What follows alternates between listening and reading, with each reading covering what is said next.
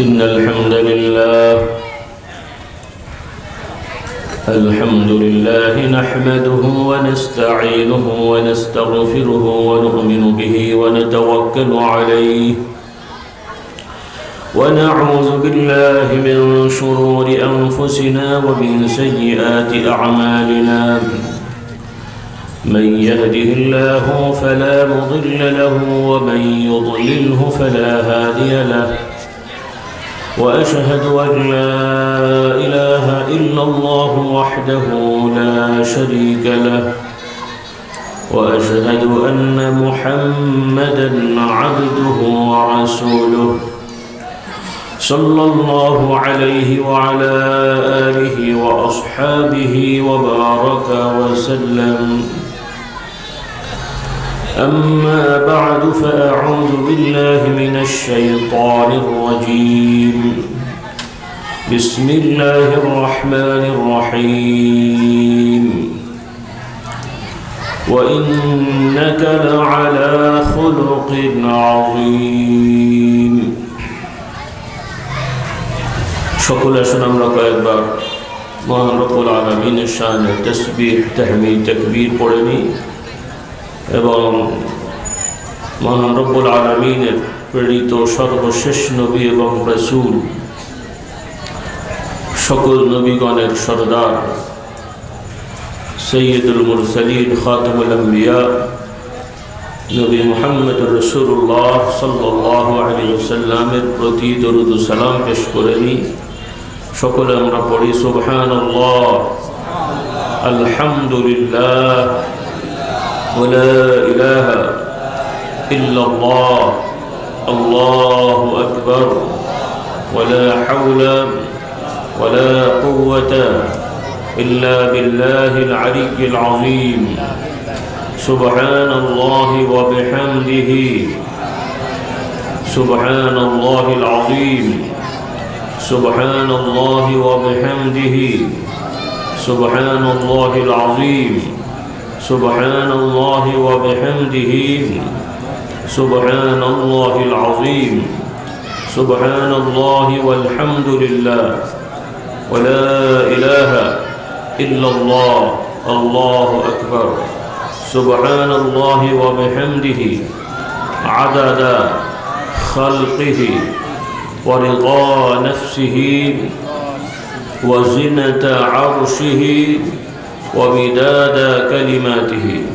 سبحان الله وبحمده عدد خلقه ورضا نفسه وزنة عرشه ومداد كلماته. سبحان الله وبحمده عدد خلقه ورضا نفسه وزنة عرشه ومداد كلماته. لا إله إلا الله وحده لا شريك له له الملك وله الحمد وهو على كل شيء قدير. اللهم صل على سيدنا ومولانا محمد النبي الأمي وآله وسلم. اللهم صل على محمد وعلى آل محمد كما صليت على إبراهيم وعلى آل إبراهيم إنك حميد مجيد. اللهم بارك على محمد وعلى آل محمد كما باركت على إبراهيم وعلى آل إبراهيم إنك حميد مجيد. صلى الله عليه وعلى آله وأصحابه وبارك وسلم. الحمد لله. আজকের এই মহতী অনুষ্ঠান আয়োজন নামকরণ করা হয়েছে সিরাত মাহফিল। যদিও আমরা বসেছি, আলোচনা করছি, শুনছি, যার সিরাত সম্পর্কে আলোচনা এখানে হয়েছে এবং হবে ইনশাআল্লাহ, সাধারণ কোনো মানুষ নন, তিনি হলেন আল্লাহ রাব্বুল আলামিনের প্রেরিত নবীগণদের সর্বশেষ এবং সকল নবীদের সরদার। বলি আলহামদুলিল্লাহ। সিরাতের শাব্দিক অর্থ হচ্ছে জীবনী, জীবন বৃত্তান্ত। তো সাধারণত মুসলিমদের পরিভাষায় সিরাত বলতে, সিরাত মাহফিল বলতে আমরা বুঝি রাসূলুল্লাহ সাল্লাল্লাহু আলাইহি ওয়াসাল্লামের জীবন সংক্রান্ত আলোচনা। রাসূলুল্লাহ সাল্লাল্লাহু আলাইহি ওয়াসাল্লাম তিনিও নবী ছিলেন, তার আগেও অনেক নবীগণ ছিলেন, তবে তার পরে আর নতুন করে কাউকে নবুয়ত দেয়া হবে না, এই বিশ্বাস আমাদের সবার, নাকি বলেন? বলি আলহামদুলিল্লাহ। আমার কথা বুঝতে কষ্ট হচ্ছে না তো? কাজেই রাসূলুল্লাহ সাল্লাল্লাহু আলাইহি ওয়াসাল্লামের জীবন বৃত্তান্ত আর অন্যান্য নবীদের জীবন বৃত্তান্তের মধ্যেও আবার তফাৎ আছে। এই বিষয়গুলো আমাদেরকে অনুধাবন করতে হবে। কাজেই আমরা কোনো সাধারণ মানুষের জীবন নিয়ে কথা বলছি না, আল্লাহ তাআলার প্রেরিত নবীর জীবনী নিয়ে কথা বলছি, এবং যেই নবীর সকল জীবন বৃত্তান্ত আমাদের জন্য আল্লাহর পক্ষ থেকে এক ধরনের বিধান। বলি আলহামদুলিল্লাহ। কাজেই এই আলোচনাও জিকিরের মজলিস বা আল্লাহ তাআলাকে স্মরণ করারই একটা অংশ। বলি আলহামদুলিল্লাহ। তো যাই হোক, আল্লাহ রাব্বুল আলামিন নিয়ে এসেছেন, বেশ কয়েক বছর ধরে আমি আসছি, মুহতারাম আশিক ভাই তিনি নিয়ে আসেন। আল্লাহ তাআলা তাকে উত্তম প্রতিদান দান করুন, এবং তার সঙ্গে যত যুবকেরা এবং মা বোনেরা এবং এলাকাবাসী যারা সহযোগিতায় আছেন, আল্লাহ তাআলা সবাইকে উত্তম প্রতিদান দান করুন। তো আজকে যারা আছেন সম্ভবত অনেকেই বা অধিকাংশই গতবারও ছিলেন, তাই না? তো গত বছর কি কি বিষয় নিয়ে কথা বলেছিলাম কিছু মনে আছে? যারা একটু সামনের দিকে আছেন কিছু মনে আছে কি?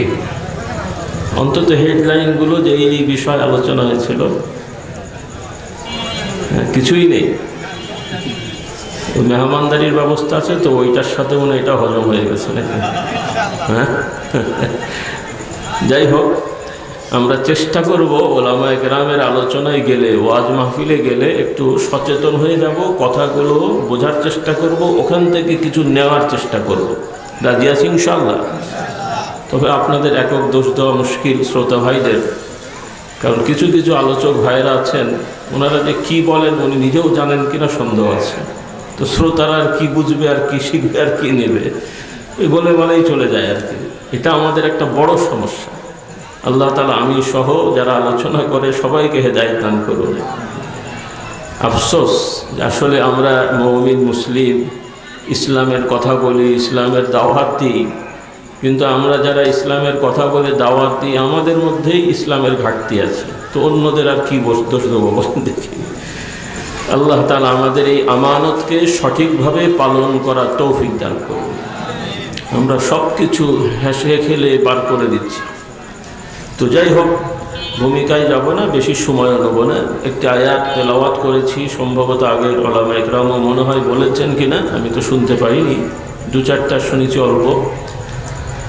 তো রাসূলুল্লাহ সাল্লাল্লাহু আলাইহি ওয়াসাল্লাম তিনি আর অন্য নবীগণ কি কি তফাৎ অনেক আছে, তবে তার মধ্যে মৌলিক কয়েকটা আমরা আগে বুঝে নিই, তাহলে আল্লাহর নবীর জীবনটা বুঝতে আমাদের সহজ হবে। বলি আলহামদুলিল্লাহ। প্রথমত আমরা সবাই জানি পৃথিবীর সব মানুষই হলো এক মানুষ থেকে, তার নাম কি? আদম আলাইহিস সালাম। সব মানুষ যে ধর্মই হোক অথবা ধর্ম না মানুক, এটা আমাদের বিশ্বাস। আমার ছাত্রছাত্রী ভাই বোনেরা যারা আছো, এই ইতিহাসটা বিশ্বাস করতে হবে, কারণ বর্তমান প্রজন্মের উল্লেখযোগ্য মানুষ এই কথাগুলো মনে করে এটা ধর্মীয় একটা আলোচনা বা ধর্মীয় একটা মতামত। আদৌ এটা সত্য কিনা তাদের মধ্যে নিশ্চয়তা নেই। বলুন নাউজুবিল্লাহ। মানে যেমন ঐতিহাসিক বিভিন্ন বর্ণনা আছে, তারা মনে করে এটাও একটা ওইরকম বর্ণনা, কিন্তু এরকম ধারণা করলে সে আর মুমিন থাকে না, কারণ এটি সাধারণ কোনো ইতিহাসের বর্ণনা না, এটা আল্লাহ তাআলার পক্ষ থেকে ঘোষণা এবং সত্য ঘোষণা। বলি আলহামদুলিল্লাহ। এই বুঝটা আগে থাকতে হবে আমাদের।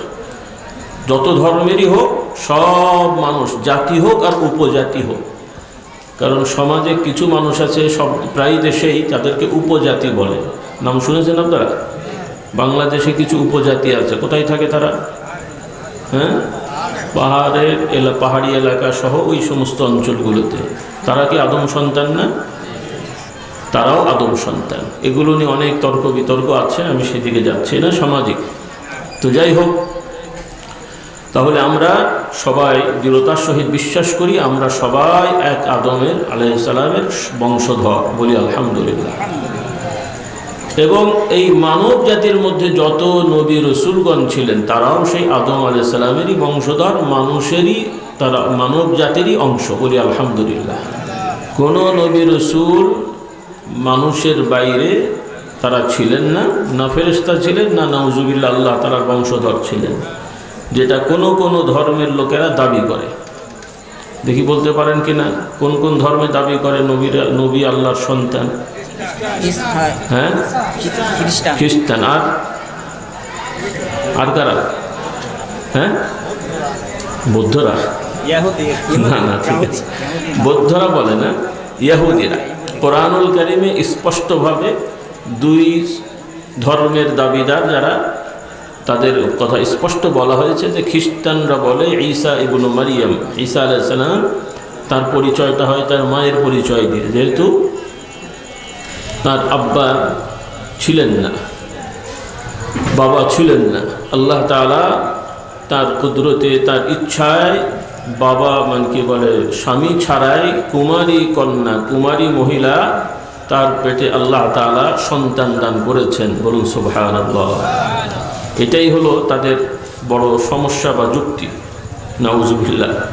তারা এক পর্যায়ে দাবি করে বসলো যে ঈসা আলাইহিস সালাম আল্লাহর সন্তান। আমি আর ওই দিকে যাচ্ছি না। ইহুদিরাও বলে উযায়ের নামক একজন ব্যক্তি ছিলেন, নবী কেউ বলেছেন, ওলি বলেছেন, অনেকেই নবী বলেন, তিনি নাউজুবিল্লাহ, তাদের ভাষায় উনিও আল্লাহর সন্তান, বলুন নাউজুবিল্লাহ।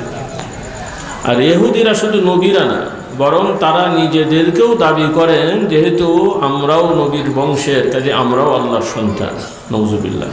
ইহুদিরা নিজেদের দাবি করে আমরা আল্লাহর বংশের মানুষ, বলুন নাউজুবিল্লাহ। কোরআনের কথা আমি বানিয়ে বলছি না। আল্লাহ তাআলা বলেন ওয়াকালাতিল ইয়াহুদু নাহনু আবনাউল্লাহি ওয়া আহিব্বাউহু। ইহুদিরা বলতো, তারা দাবি করে যে আমরা আল্লাহ রাব্বুল আলামিনের সন্তান এবং তার প্রিয়, তার ঘনিষ্ঠ, তার প্রিয়, তার শ্রদ্ধাভাজন, নাউজুবিল্লাহ। এটা হলো তাদের মিথ্যা দাবি। কি দাবি বলেন? তাহলে এই যে নবীরা আল্লাহর সন্তান হবেন বা হয়েছেন, এগুলো মিথ্যা দাবি। বরং সত্য বিষয় হলো সব নবীগণই আদম সন্তান, এবং আদম আলাইহিস সালামকে আল্লাহ তাআলা বিশেষ সম্মান মর্যাদা দিয়ে নিজ দুই হাতে বানিয়েছেন বলে ঘোষণা করেছেন, বলি আলহামদুলিল্লাহ। তাহলে আমরা মানুষ আদম সন্তান, যেহেতু আমাদের বাবাকে আল্লাহ তাআলা খুব সম্মান দিয়ে বানিয়েছেন, কাজে আমরাও সম্মানিত, বলি আলহামদুলিল্লাহ। তবে এই সম্মান শুধুমাত্র দেহের মধ্যে না, এই সম্মান পেতে হলে এই মানুষকে আল্লাহ তাআলা সৃষ্টির পরে তাকে যেই শিক্ষা দীক্ষা আল্লাহ তাআলার পক্ষ থেকে দিয়েছেন, সেটার মধ্যে যারা থাকবে তারাই হলো সম্মানিত। আর যাদের মধ্যে এই শিক্ষা দীক্ষা থাকবে না, তারা সম্মান পাওয়া তো দূরের কথা, এদের ব্যাপারে আল্লাহ তাআলা বলেছেন এরা পশু থেকেও অধম, বলুন নাউজুবিল্লাহ। কারণ আদম আলাইহিস সালাম সাধারণ মানুষ ছিলেন না, তিনি জ্ঞানী ছিলেন, বিদ্বান ছিলেন এবং সভ্য ছিলেন, বলি আলহামদুলিল্লাহ। আদম আলাইহিস সালামকে আল্লাহ তাআলা বানিয়ে কোথায় রেখেছিলেন? জান্নাতে। প্রথমে তাকে বানালেন, এরপরে আবার তার দেহের একটা অংশ থেকে, পাঁজরের একটা হাড্ডি থেকে অপারেশন করে, যেটা আমাদের স্বাস্থ্যবিজ্ঞান মেডিকেল সায়েন্সে বলে অপারেশন। আর সাধারণভাবে বর্ণনা হয়েছে, হাদিসে এসছে যে আল্লাহ তাআলা আদম আলাইহিস সালামের পাঁজরের হাড় থেকে একটা অংশ নিয়ে, টুকরো নিয়ে আল্লাহ তাআলা হুকুম দিয়েছেন, তার স্ত্রী হাওয়া আলাইহিস সালাম, আমাদের আম্মা জান, সৃষ্টি হয়ে গেছেন, বলুন সুবহানাল্লাহ। তাহলে এই দুই মানুষ, আদম এবং হাওয়া, এবং আল্লাহ তাআলা আদম হাওয়ার মধ্যে আবার বিবাহের ব্যবস্থা করে দিলেন, বলুন সুবহানাল্লাহ। কি ব্যবস্থা করেছেন? বিবাহের। তাহলে এরপরে আদম আলাইহিস সালাম যখন আদম এবং হাওয়া আল্লাহ তাআলা জান্নাতে রাখার ঘোষণা দিলেন, তাদেরকে সুন্দর জামা কাপড় পরার ব্যবস্থা করে দিয়েছেন, বলুন সুবহানাল্লাহ। তাহলে বোঝা গেল, এবং আদম আলাইহিস সালামকে আল্লাহ তাআলা জ্ঞান দান করেছেন। কোরআনুল কারীম আল্লাহ তাআলা বলেন, ওয়া আল্লামা আদামাল আসমাআ কুল্লাহা, আল্লাহ তাআলা আদম আলাইহিস সালামকে সব জিনিসের নামগুলো শিক্ষা দিয়েছেন। তার মানে হলো যা দরকার, যা প্রয়োজন, সব বিষয়ের বৈশিষ্ট্য এবং গুণাগুণ আল্লাহ তাআলা আদম আলাইহিস সালামকে শিক্ষা দিয়েছেন। সুবহানাল্লাহ। তাহলে আদম আলাইহিস সালাম শিক্ষিত না মূর্খ? জ্ঞানী না জ্ঞান ছাড়া? এবং সভ্য না অসভ্য? কারণ সভ্য হলো সংসার করবে বিবাহ শাদী করে, নাকি লিভ টুগেদার। নাম শুনেছেন? কি মাথায় দিতে হয় না খেতে হয়? বোঝেনি অনেকে, বয়স্ক মানুষ তো বেশিরভাগ। আজকাল আন্তর্জাতিকভাবে উন্নত বিশ্ব, তারা এখন কি আইন করবে আর খুঁজে পাচ্ছে না। শেষ পর্যন্ত আইন হতে হতে হতে হতে এখন তাদের দেশের আইন হচ্ছে যে মানুষ মাত্রই, সব মানুষ সমান, নারী পুরুষ এটা তার ব্যক্তিগত অধিকার। অর্থাৎ একটা পুরুষ সে যদি চায় নারী হতে নারী হবে, একটা নারী সে যদি চায় পুরুষ হবে পুরুষ হবে, পুরুষ যদি পুরুষ বিয়ে করে তাও হবে, নারী যদি নারী বিয়ে করে তাও হবে, বিয়ে শাদী ছাড়াও বাপ হবে, মা হবে। কথা বোঝেননি? সুবহানাল্লাহ তো নাকি? নাউযুবিল্লাহ। তো আপনারা হয়তো মনে করছেন এই কথা আমাদের শুনে লাভটা কি? আপনারাও নিরাপদ না। এই দেশেও এই শয়তানি করার সম্পূর্ণ কি বলে আপনার ব্যবস্থাপনা হয়ে গিয়েছিল, এবং সেই ব্যবস্থায় এখনো কিন্তু আছে। কোন মুহূর্তে যে ঘাড়ে চাপিয়ে দেবে আপনি চিন্তা করতে পারবেন না। করতে দেওয়া হলে ওনারা করা শুরু করলেন আর এক। হ্যাঁ, আল্লাহ এদেরকে হেদায়েত দান করুন। আসলে এই সমাজটা আল্লাহ তাআলার যে কি পরীক্ষায় আমরা পড়ে গেছি, শত বছর ধরে গাদ্দারদের থেকে আর উদ্ধার হতে পারলাম না, শুধু গাদ্দারি আর গাদ্দারি। আমি এই জন্য বলি যে ভাই, আমরা পীর সাহেবরা চার তরিকার কথা বলি, কাদিরিয়া, চিশতিয়া, নকশবন্দিয়া, মুজাদ্দিদি। এখন রাজনীতির ক্ষেত্রে একটা বড় তরিকা আসছে, সেটা হলো তরিকায় গাদ্দারিয়া। কি বুঝলেন? তরিকায় সবাই সে ইসলামের নামেও একদল এমন এমন বলে, সেও এক ধরনের গাদ্দারি। বলুন নাউযুবিল্লাহ। কোথায় যাব? তবে আমরা হতাশ নই, নিরাশ নই, সমস্যা থাকে, কিন্তু আল্লাহ তাআলার যে পরীক্ষা, যে এত সমস্যায় পড়তে হবে, আসলে খুব বড় আল্লাহর সাহায্য চাই। আল্লাহ তাআলা আমাদেরকে হেফাজত করুন। সেই ব্রিটিশদের দখল থেকে নিয়ে, শোষণ থেকে নিয়ে, তারপরে তাদের শরীর এখান থেকে চলে যাওয়া থেকে নিয়ে এখন পর্যন্ত গাদ্দার থেকে এই জাতি মুক্ত হতে পারল না। একটু চেষ্টা করেন সমাজের গাদ্দারগুলোকে বিতাড়িত করে কিছু সৎযোগ্য ভালো মানুষদেরকে দায়িত্বে আনা যায় কিনা, কি দরকার আছে কিনা? এই চেষ্টাটা হবে। তবে এত দলাদলি করলে এই চেষ্টা হবে না। সবাই এত দল করলে তো ভালো লোককে বসাবেন কেমন করে? এখানে আপনাদেরকে এই গতানুগতিক চেতনা মেতনা থেকে চিৎপটান হয়ে চলে আসতে হবে। এই এত চেতনা, এগুলো হচ্ছে ওষুধ ট্যাবলেট দিয়ে আপনাদের অচেতন করার একটা মানে ব্যবস্থাপনা। যাক, আমি ওই দিকে বেশি যাব না। আল্লাহ আমাদের হেদায়েত দান করুন। তো যাই হোক, তাহলে বোঝা গেল মানুষের শুরু সভ্যতা দিয়ে, শিক্ষা দিয়ে, অসভ্যতা দিয়ে নয়। আর সভ্য মানেই হলো সে বিবাহ শাদী করে সংসার করবে এবং আল্লাহর আইন মেনে চলবে। বলুন সুবহানাল্লাহ। পক্ষান্তরে অসভ্য হলো কারা? যারা আল্লাহর আইন মানে না, তারাই হলো অসভ্য। তারা কি? অসভ্য। এই বুঝটা আমাদের থাকতে হবে। যাই হোক, এখন আদম আলাইহিস সালাম আল্লাহ তাআলা পরবর্তীতে তাকে দুনিয়ায় পাঠালেন। অনেক ঘটনা ছিল এর মধ্যে, সেগুলো কোরআন শরীফে এসেছে। তো আদম আলাইহিস সালামের পর থেকে একটা সময় পর্যন্ত মানুষেরা আদম আলাইহিস সালাম যে শিক্ষা তার সন্তানদেরকে দিয়েছিলেন ইবাদতের, সেগুলো পালন করে আসছিল। কিন্তু আস্তে আস্তে সেই বংশের মধ্যে শিরিক চালু হলো। আল্লাহ বাদে অন্য কিছুর ইবাদত করার, আল্লাহ তাআলার সাথে বা আল্লাহ তাআলাকে বাদ দিয়ে বিপদ আপদে বিভিন্ন ফেরেশতাদের কাছে সাহায্য চাওয়া, বিভিন্ন আল্লাহর প্রিয় বান্দা ওলিদের কাছে সাহায্য চাওয়া, তাদের কবরে যে প্রার্থনা করা, এই ধরনের বিষয়গুলো শয়তান মানুষের মধ্যে ঢুকিয়ে দিয়েছিল। এমন এক সময় আল্লাহ তাআলা নূহ আলাইহিস সালামকে নবুয়ত দিয়ে পাঠালেন পৃথিবীর বুকে। এই জন্য বলা হয় পৃথিবীর বুকে সর্বপ্রথম নবী হলেন নূহ আলাইহিস সালাম। আদম আলাইহিস সালাম প্রথম মানুষ নবী, তবে তার নবুয়ত ছিল জান্নাতে। কোথায়? জান্নাতে। আর পৃথিবীর বুকে প্রথম নবুয়তের ধারা চালু হয় নূহ আলাইহিস সালামের দ্বারা। কার দ্বারা? নূহ আলাইহিস সালাম। এইভাবে নূহ আলাইহিস সালাম আবার মানুষদেরকে দাওয়াত দেওয়া শুরু করলেন, হে মানুষেরা, তোমরা এই সমস্ত আল্লাহ বাদে অন্যান্য সৃষ্টির কাছে চাওয়া, বলা, আরাধনা, প্রার্থনা করা, এগুলো বাদ দিয়ে শুধুমাত্র আল্লাহর কাছেই চাও। এজন্য সব নবী রাসূলগণের শিক্ষা একটাই, সেটা হলো লা ইলাহা ইল্লাল্লাহ। দেখি আমার সামনে যারা যুবকরা আছো, দু একজন, এর অর্থটা কি বলো তো? বয়স্করা তো পারেনি, বলো তো, যুবকরা বলো দেখি। হ্যাঁ, আল্লাহ ছাড়া বলো। আর কেউ একটু যোগ করে বলতে পারবেন সুন্দর করে? আমার ভাই বোনেরা যারা শুনছেন, এই অর্থটা ভালো করে খেয়াল করে নেন। এমনি আমরা একটা গতানুগতিক অর্থ বলি, কিন্তু যারা বলেন আপনি কি বোঝেন কিনা আমি জানি না। আমার মা বোনরা ভালো করে খেয়াল করেন। এই যে কলেমা শরীফ আমরা পড়ি, লা ইলাহা ইল্লাল্লাহ, এটা তো আরবিতে বললাম, এর বাংলা হচ্ছে আল্লাহ তো আল্লাহই, আল্লাহ তাআলা তার অনুবাদ করার দরকার নেই।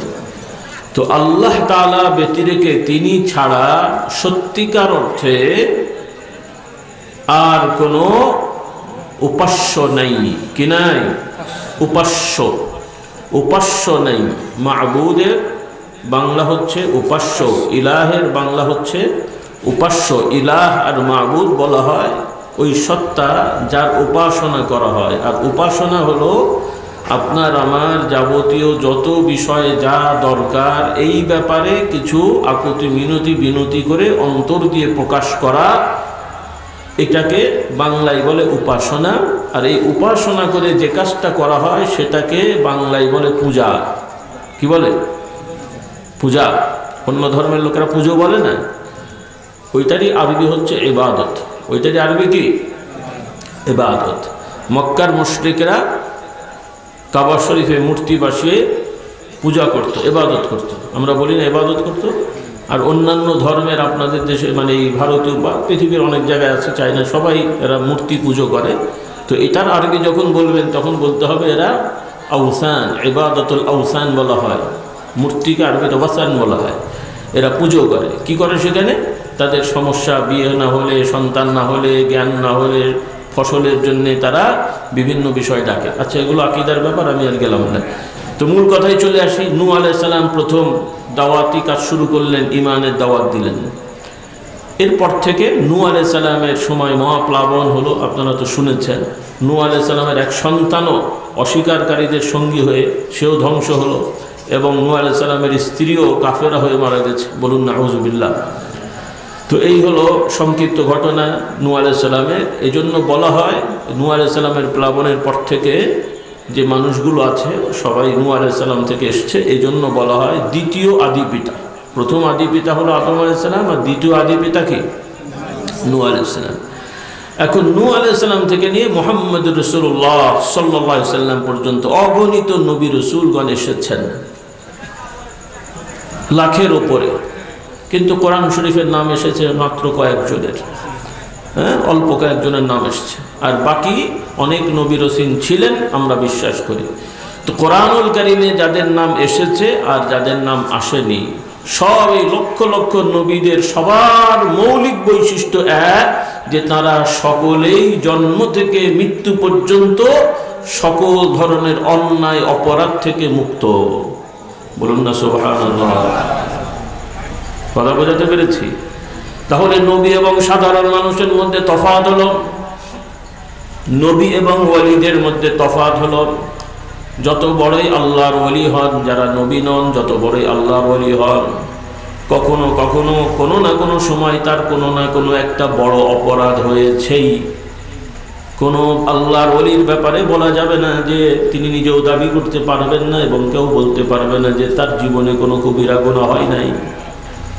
সব ওলিদের কোনো না কোনো গুনাহ হয়েছেই, কিন্তু তারপরেও তারা ওই গুনাহ করার পরে তওবা করার কারণে, আল্লাহর কাছে ক্ষমা চাওয়ার কারণে আল্লাহ তাআলা পেছনের গুনাহ ক্ষমা করে তাদেরকে মর্যাদা দান করেছেন, সম্মান দান করেছেন। বলুন সুবহানাল্লাহ।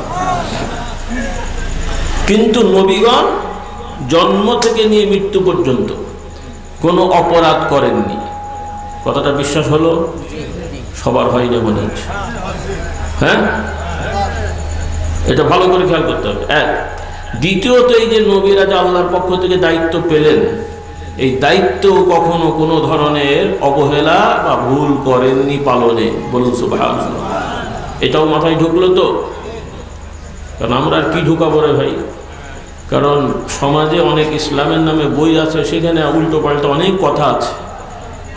আশা করি তারা বেখেয়ালে বা ভুলবশত তারা তাদের ভুলে তারা লিখেছে, কিন্তু তারা ভুল করে গেলেও এগুলো প্রচলন হয়ে গেছে, মানুষের মধ্যে বিতরণ হচ্ছে, মানুষ পড়ছে, এবং তারা এটা যে ভুল বুঝতে পারছে না, আবার আমরা ধরিয়ে দিলেও উল্টো আবার তারা বলছে যে না, এগুলো ভুল না। মহাজালাতনের কথা। আল্লাহ এদেরকে হেদায়েত দান করুন। হ্যাঁ, আপনারা সচেতন থাকবেন। আমার ভাইরা যারা কথা শুনছেন খেয়াল করবেন। আমাদের বিশ্বাস হবে সব নবী রসুলগণ নবুয়তি দায়িত্বে কোনো ধরনের ইচ্ছা করে কোনো রকমের ত্রুটি বিচ্যুতি করেননি। বলি আলহামদুলিল্লাহ। মনে থাকবে কথাগুলো, কারণ এগুলো ইমানের সাথে সম্পৃক্ত। এগুলো শুধুমাত্র কথা না যে বলে ফেললাম আচ্ছা সরি থুক্কু, ওই বাচ্চার উল্টো পাল্টা বলে না, থুক্কু থুক্কু বলে দেয়, সরি বলে দেয়, হয়ে গেল।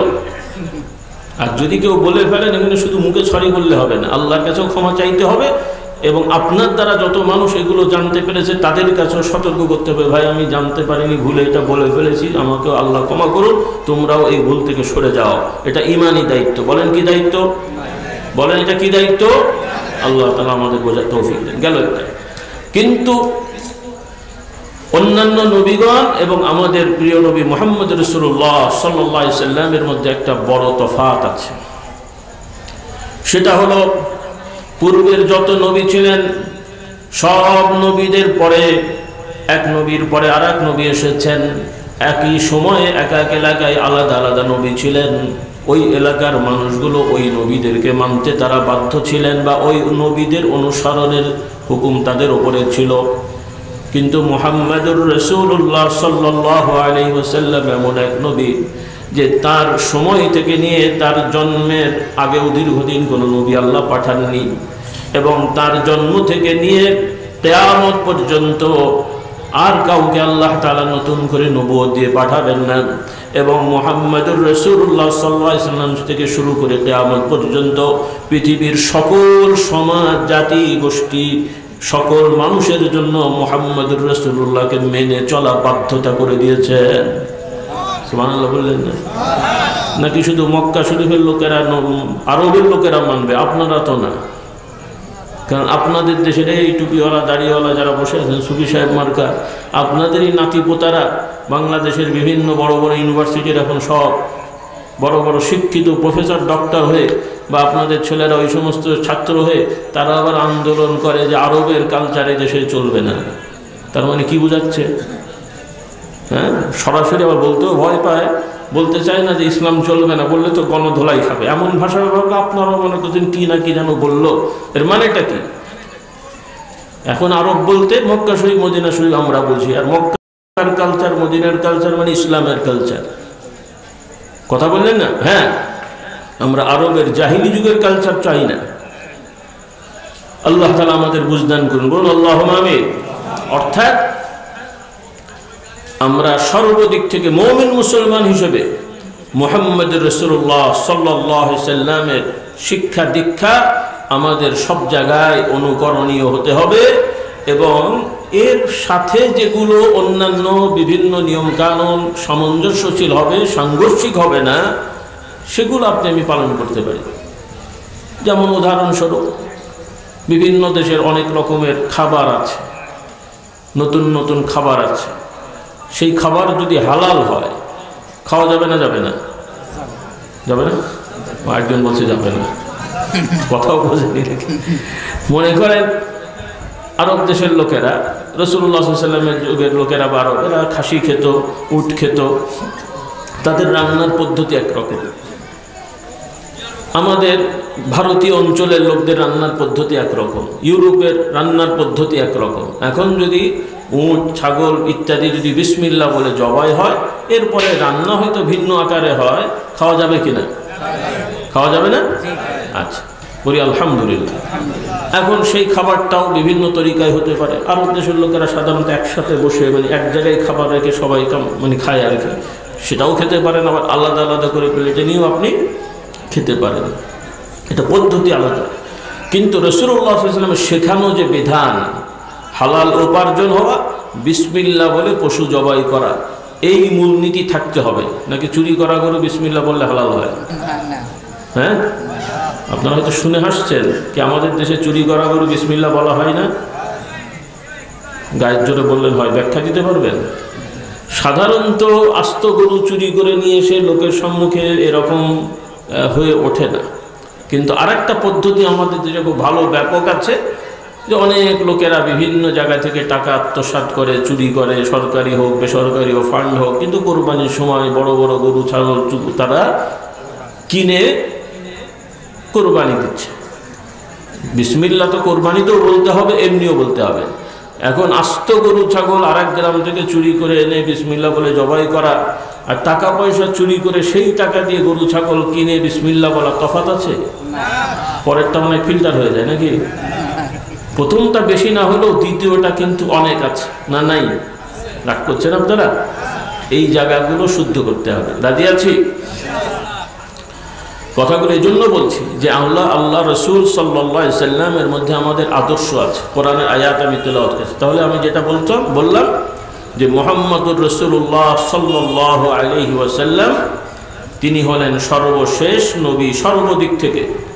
আর একটা সতর্ক করে দিই, ইদানিং পত্র কি বলে আপনার ছোট ছোট বই পুস্তকে এবং ফেসবুক মিডিয়াতে ইউটিউবে বিভিন্নভাবে প্রচার হচ্ছে, একদল মুসলিম নামধারী, তাদের নাম হচ্ছে, তারা সংগঠন নাম দিয়েছে আহমদিয়া মুসলিম জামাত, যেটাকে আপনারা সবাই জানেন কাদিয়ানি বলা হয় আর কি।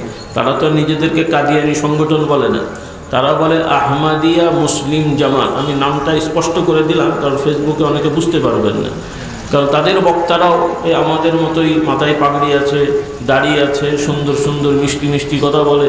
তারাও নামাজ রোজা জিকির আজকারের কথা সুন্দর করে মানুষকে বোঝায়, আপনারা শুনে মনে করবেন কত ভালো কথা। কিন্তু ওই ভালোর মধ্যে তারা বিভিন্ন কুফরি আকীদা ঢুকিয়ে বিশ্বাস ঢুকিয়ে দিচ্ছে। তাদের দাবি হলো যে মুহাম্মদ সাল্লাল্লাহু আলাইহি ওয়াসাল্লামের পরেও নবী আসে, তবে তিনি শরীয়তের শেষ নবী। গোলাম আহমদ কাদিয়ানি হচ্ছে উম্মতি নবী। তাদের দাবি হলো গোলাম আহমদ কাদিয়ানি উম্মতি নবী, তারা হচ্ছে আধ্যাত্মিক নবী। কাদিয়ানি গোলাম আহমদ সে আল্লাহর সাথে কথা বলেছে, এই ধরনের দাবি তার আছে। তো আমি যুবক যুবতী ভাই বোনদের সতর্ক করে দিই, মা বোনদের সতর্ক করে দিই, ফেসবুক ইউটিউবে এই ধরনের বক্তব্য যদি আসে আপনারা এগুলো বিশ্বাস করবেন না, তাদের বক্তব্য নসিহত মানে আলোচনা শুনবেন না, কারণ এগুলো আপনাদের ঈমানকে নষ্ট করে দেবে। আল্লাহ তাআলা আমাদেরকে হেফাজত করুন। তাহলে কোরআন দ্বারা স্পষ্টভাবে প্রমাণিত, আমি আর অত বিস্তারিত গেলাম না। আমরা বিশ্বাস করব মুহাম্মদ সাল্লাল্লাহু আলাইহি ওয়াসাল্লাম সর্বশেষ নবী, এবং যেহেতু তিনি সর্বশেষ নবী, আর নবীদের আবির্ভাবের উদ্দেশ্যই হলো মানব জাতিকে তাদের শিষ্টাচার শিক্ষা দেওয়া, নীতি নির্ধারণ, নীতি ঠিক করে দেওয়া। এজন্য আল্লাহ তাআলা আল্লাহর নবী সাল্লাল্লাহু আলাইহি ওয়াসাল্লামের ভেতরে সর্বোত্তম আদর্শের ব্যবস্থা করে দিয়েছেন, বলুন সুবহানাল্লাহ। এবং আল্লাহ তাআলা ঘোষণা করেন ওয়া ইন্নাকা লাআলা খুলুকিন আযীম। আল্লাহ তাআলা আল্লাহর নবী সম্পর্কে বলেন, হে নবী নিশ্চয়ই অবশ্যই আপনি সব থেকে উত্তম চরিত্রের উপরে প্রতিষ্ঠিত। সুবহানাল্লাহ বললেন না? যারা আরবি ভাষা বোঝেন তারাও খেয়াল করেন, যারা বাংলা বোঝেন তারাও খেয়াল করেন। আপনি খুব ভালো আদর্শবান, একটা কথা, আপনার আদর্শ ভালো সেটাও ভালো কথা, কিন্তু আল্লাহ তাআলা কোরআনে বললেন ওয়া ইন্নাকা লাআলা খুলুকিন আযীম, নিশ্চয়ই অবশ্যই আপনি সর্বোত্তম আদর্শের উপরে প্রতিষ্ঠিত। অর্থাৎ সর্বোত্তম চরিত্র, আদর্শ বলতে যা বোঝায় সম্পূর্ণ পুরোটাই আপনার ভেতরে আল্লাহ তাআলা তা দান করেছেন। বরং আপনাকে দিয়ে আদর্শ আপনাকে দিয়ে আদর্শ চরিত্র বিচার করা হবে, আদর্শ চরিত্র দিয়ে আপনাকে বিচার করা হবে না। সুবহানাল্লাহ বললেন না? কথা খেয়াল করেন। অর্থাৎ আমরা চিন্তা করি, বিশ্বাস করি এই জিনিসগুলো ভালো, তাহলে এই ভালোটা ওনার মধ্যে থাকলে উনি ভালো, না ভালো না। আর রাসূলুল্লাহ সাল্লাল্লাহু আলাইহি ওয়াসাল্লামের ক্ষেত্রে বিচার হবে যে আল্লাহর নবী থেকে যা প্রমাণিত এটাই ভালো, নবী থেকে যা প্রমাণ হয়নি উল্টো হয় সেটা খারাপ। কথা মাথায় ঢোকেনি মনে হয়, সবার ঢোকেনি। আল্লাহ আমাদেরকে বুঝদান করুন, বলুন আল্লাহুম্মা আমিন। হ্যাঁ, আমরা আচ্ছা সহজভাবে বলি, আমরা মনে করেন আমরা সবাই জানি টুপি মাথায় দেওয়া ভালো কাজ। তাহলে আমি টুপিটা মাথায় দিলে আপনারা চিন্তা করেন হুজুরটা ভালো হুজুর, আর টুপি মাথায় না দিলে কি মনে করবেন? অত ঠিক হলো না হুজুর, তাহলে খারাপ না হোক ভালো কাজ হলো না, তাই তো নাকি? কোনো হুজুর যদি আপনাদের খালি মাথায় নামাজ পড়ায় চাকরি থাকবে তো নাকি? হ্যাঁ, তো দেখা যাবে যে বিড়ি খায় সেও বিরোধিতা করবে। আপনারা বলে ভাই আপনিই তো বিড়ি খাবেন, আমি খাই হুজুর কেন মাথায় টুপি দেবে না? আপনারা হাফ প্যান্ট পরলেও দোষ নাই, কিন্তু হুজুরের টুপি না থাকলেও বেচারার ইমামতি নিয়ে টানাটানি শুরু হবে। কিন্তু রাসূলুল্লাহ সাল্লাল্লাহু আলাইহি ওয়াসাল্লাম যেখানে টুপি মাথায় দেবেন না, আমরা বুঝবো যে সেখানে টুপি না মাথায় দেওয়াই দরকার। যেমন হজের সময় কেউ টুপি মাথায় দেবেন? হ্যাঁ, মাথায় দিলে হজ হবে? গন্ডগোল হয়ে যাবে। এখন যদি কেউ সুফি সাহেব মার্কা দিয়ে যদি আরাফাতের ময়দানে ইহরাম অবস্থায় মাথায় টুপি দেয়, যে আমরা নামাজের মাথায় টুপি দিই, এখানেও দেবো, কেমন হলো? আচ্ছা এমনি দিলাম না, নামাজের সময় দিলাম, ও বেচারা এখন জরিমানা হবে। কি হবে? যেহেতু রাসূলুল্লাহ সাল্লাল্লাহু আলাইহি ওয়াসাল্লাম ওই সময় টুপি মাথায় দেননি, কাজে টুপি মাথায় দেওয়া ভালো, কিন্তু নবী যেখানে দেননি সেখানে দেওয়া যাবে না, যেখানে দিয়েছেন সেখানে দেওয়া যাবে। বলুন সুবহানাল্লাহ। এভাবে আল্লাহ রাসূল সাল্লাল্লাহু আলাইহি ওয়াসাল্লাম থেকে যা প্রমাণিত হবে এটাই হলো উত্তম চরিত্র। আর নবীর সাথে নবীর থেকে প্রমাণ হয়েছে কিন্তু সমাজে এটা উল্টো চলছে, বুঝতে হবে এটা দুশ্চরিত্র, খারাপ চরিত্র, খারাপ জিনিস। এই বুঝতে আমাদের আগে হতে হবে। আল্লাহ তাআলা আমাদেরকে এই শিক্ষাটা দান করুন, বলুন আল্লাহুম্মা আমিন। এখন আমাদের সর্ব জায়গায় আমাদের আদর্শ হবেন মুহাম্মদুর রাসূলুল্লাহ সাল্লাল্লাহু আলাইহি ওয়াসাল্লাম। এখন মুহাম্মদ রাসূলুল্লাহ সাল্লাল্লাহু আলাইহি ওয়াসাল্লামের জীবনের কয়েকটা বিষয় আমরা একটু আলোচনা করি, কারণ 23 বছরের জীবন তো আর 1-2 ঘন্টায় বলা যাবে না। অন্তত 23 বছরের অর্ধেক হলো 11 বছর তো আলোচনা করতে হবে, নাকি বল? 11.5 কত বছর হবে? 11.5 বছর হবে। তো যাই হোক, কারণ 24 ঘন্টা ঠিক আছে রাসূলুল্লাহ সাল্লাল্লাহু আলাইহি ওয়াসাল্লামের, উনি তো সাধারণ মানুষের মতন না, কারণ তার প্রত্যেকটা বিষয়ের মধ্যে আমাদের শিক্ষা আছে। বলুন সুবহানাল্লাহ। এই জন্য সাহাবায়ে কেরামরাও আল্লাহর নবী সাল্লাল্লাহু আলাইহি ওয়াসাল্লাম কেমন করে হাঁটতেন, টয়লেটে কেমন করে যেতেন এবং বাড়িতে থাকলে কি করতেন, সেই সব বিষয়ও রাসূলুল্লাহ সাল্লাল্লাহু আলাইহি ওয়াসাল্লামের ব্যাপারে সাহাবারা আল্লাহর নবীর স্ত্রীদের কাছ থেকে জেনে নিতেন। বলুন সুবহানাল্লাহ। কাজে আপনার আমার বাবা, আপনার আমার মায়ের, আপনার আমার নিজের ভাইয়ের বিষয়েও যেভাবে আমরা জানতে পারি না, জানা যায় না বা বুঝি না, মুহাম্মদ রাসূলুল্লাহ সাল্লাল্লাহু আলাইহি ওয়াসাল্লাম আজকে থেকে 1500 বছর আগে আমাদের সমাজ থেকে তিনি দুনিয়া ত্যাগ করেছেন, কবরের ভেতরে হায়াতে আছেন, সেটা তো আলাদা হায়াত। আমরা তো এই বিশ্বাস করি সব নবী রাসূলগণ কবরের ভেতরে কবরের হায়াতে আছেন। বলুন সুবহানাল্লাহ। মৃত্যুর পরে হায়াতে আছেন, মৃত্যু হয়নি এটাও না, আবার মৃত্যু হয়ে অন্যের মতন মুর্দা হয়ে গেছেন সেটাও না। এই দুটো জিনিস আবার খেয়াল করতে হবে। অনেকে গুলিয়ে ফেলে, একদল বলে মৃত্যু হয়নি, আবার আরেক দল বলে যে উনি মুর্দা নবী, নাউজুবিল্লাহ বলে। এগুলো খুব আমাদের বোঝার কথা। যাই হোক, তো রাসূলুল্লাহ সাল্লাল্লাহু আলাইহি ওয়াসাল্লাম তিনিও যেহেতু মানুষ, আল্লাহ তাআলা তাকে দিয়ে আমাদের সব ধরনের স্বাভাবিক যে মানুষের যে জীবনযাত্রা এগুলো ঘটিয়েছেন, বলি আলহামদুলিল্লাহ। রাসূলুল্লাহ সাল্লাল্লাহু আলাইহি ওয়াসাল্লাম শিশু ছিলেন, যুবক ছিলেন, বিবাহ শাদী করেছেন, বাবা ছিলেন, স্বামী ছিলেন, বাবা ছিলেন, সন্তান ছিলেন, রাষ্ট্রনায়ক ছিলেন। অর্থাৎ মানুষের যতগুলো পর্ব হয় সবটার একটা বড় অংশই আল্লাহর নবীকে দিয়ে আল্লাহ বাস্তবে দেখিয়ে দিয়েছেন। বলুন সুবহানাল্লাহ। সেগুলোর মধ্যে আমাদের আদর্শ আছে। রাসূলুল্লাহ সাল্লাল্লাহু আলাইহি ওয়াসাল্লাম আদর্শ স্বামী ছিলেন, বলি আলহামদুলিল্লাহ। রাসূলুল্লাহ সাল্লাল্লাহু আলাইহি ওয়াসাল্লাম একজন স্ত্রীর স্বামী নন। আল্লাহর নবী সাল্লাল্লাহু আলাইহি ওয়াসাল্লামের প্রায় 9 জন স্ত্রী ছিলেন। কতজন? 9 জন। তিনি কখনোই কোনো স্ত্রীদের সাথে দুর্ব্যবহার করেননি, গালমন্দ করেননি, মারধর করেননি। 9 জন স্ত্রী 2-1 সাথে তো হতেই পারে, নাকি বলেন? এটা রাসূলুল্লাহ সাল্লাল্লাহু আলাইহি ওয়াসাল্লামের নির্ধারিত খাস। আবার আপনাদের জন্য কি 9টা বিয়ে করা যাবে নাকি? ছেড়ে দিয়েও বারবার নওজুবিল্লাহ পড়েন, হ্যাঁ, কারণ বিয়ে করবে আবার ছাড়বে, আবার করবে আবার ছাড়বে, বলে তালাক দেওয়া জায়েজ আছে, এইরকম বিয়ে জায়েজ? কারো যদি বুঝি থাকে, ইচ্ছা থাকে যে আমি বিয়ে করে আবার কদিন পরে ছাড়বো, সে কবিরা গুনাহগার, জেনার গুনাহগার হবে। বিয়ে হয়েছে কিন্তু, বা বাহ্যিকভাবে বিয়ে হয়েছে, কিন্তু তার নিয়তের কারণে সে জেনাকারী, বলুন নওজুবিল্লাহ। কারণ বিবাহ করতে হবে স্বাভাবিক নিয়মে, যে আমি সংসার করতে থাকবো। দুর্ঘটনা সেটা তো আর ইচ্ছা করে হয় নাকি? গাড়ি চালানোর সময় চিন্তা করেন আমার একটা দুর্ঘটনা ঘটুক, তারপরে আমি আর একটা গাড়ি কিনবো, তাই কেউ দুর্ঘটনাকে নিয়ত করা হয় না, এমনি ঘটে?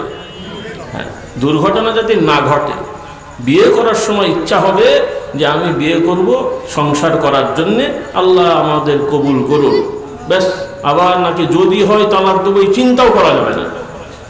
আর আল্লাহ না করুক যদি কোনো সমস্যা হয়েই যায়, এমন অবস্থা যে না স্বামী স্ত্রী কারো কোনো দোষও খুঁজে পাওয়া যাচ্ছে না, এমনও যদি হয়, কিন্তু বনিবনা হচ্ছে না, এমনও হয় অনেক সময়, কারোই দোষ না কিন্তু কেন জানি বনিবনা হয় না, এরকমও হয়।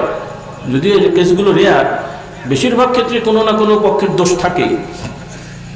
বাংলা কথা আছে, এক হাতে কি বলে, এটাও যেমন কথা ঠিক, আবার মাঝে মাঝে এমন হয় যে কারো কোনো সঠিক দোষ পাওয়া যাচ্ছে না, কিন্তু কেন যেন বনিবনা হচ্ছে না। আল্লাহ মাফ করুক, আল্লাহ যেন আমাদেরকে এগুলো থেকে হেফাজত করেন। সেই ক্ষেত্রে পরিবার থাকলে বিভিন্ন রকমের অন্যায় অপরাধ হওয়াটাই স্বাভাবিক। সেজন্য আল্লাহ তাআলা সুযোগ দিয়ে দিয়েছেন যে এই রকম সমস্যা হলে সংসার আলাদা করে ফেলো, তালাক দিয়ে ফেলো। এই জন্য ইসলামের নিয়মে তালাক দেওয়া জায়েজ হলেও সব থেকে খারাপ জায়েজ, হাদিসের ভাষা যে নিকৃষ্ট জায়েজ, তবে এটা অপছন্দনীয় জায়েজ, ইমার্জেন্সি কারণে করতে হয়। এটা হেসে খেলে বারবার করাটা এটা কোনো সভ্য মানুষের কাজ না। আল্লাহ তাআলা আমাদের এই সমস্ত বিষয় থেকে হেফাজত করুন। তো রাসূলুল্লাহ সাল্লাল্লাহু আলাইহি ওয়াসাল্লাম তার সুন্নত যে তিনি স্বামী ছিলেন, বিয়ে করেছেন, সংসার করেছেন, সংসার জীবনে অনেক ধরনের সমস্যা ছিল, কিন্তু ধৈর্য ধারণ করেছেন। কখনোই তিনি তার কোনো স্ত্রীদের সাথে দুর্ব্যবহার করেননি। গায়ে হাত তোলার তো প্রশ্নই ওঠে না, মারধরের তো প্রশ্নই ওঠে না। তাহলে আমরা যারা আল্লাহর নবীকে মহব্বত করি, ভালোবাসি, আমরা যারা স্বামী, তাহলে এক্ষেত্রে আমাদের নবীর সুন্নত মানতে হবে কিনা? নাকি আপনারা পুরুষেরা নবীর সুন্নত মানেন, মেসওয়াক ঘষেন আর বউকে যে গালমন্দ করেন, হয়েছে সুন্নত আদায়? কি রাগ করছেন নাকি? আপনি মেসওয়াক মুখে ঘষছেন কিন্তু বইয়ের 14 গোষ্ঠী ধরে গালাগালি করলেন, সুন্নত আদায় হলো? আবার কেউ কেউ আছে মারধরও করে, আপনাদের দেশে নেই এগুলো, অন্যান্য দেশে আছে। হ্যাঁ, আল্লাহ হেদায়েত দান করুন, বলুন আল্লাহুম্মা। স্ত্রীকে মারধর করা এটাও কবিরা গুনাহ, বলেন কি গুনাহ? আবার কেউ কেউ বলে কোরআনে মারার কথা আছে, আরে বাবা সেই মারার এই মার কি এক জিনিস নাকি? একটা হলো শাসন করার জন্য কিছু করা, সেটা তো আলাদা নিয়ম। কোন শাসন? কি রান্নাতে তরকারিতে নুন কম হয়ে গেছে, কথা শোনেনি, এরকম শাসন।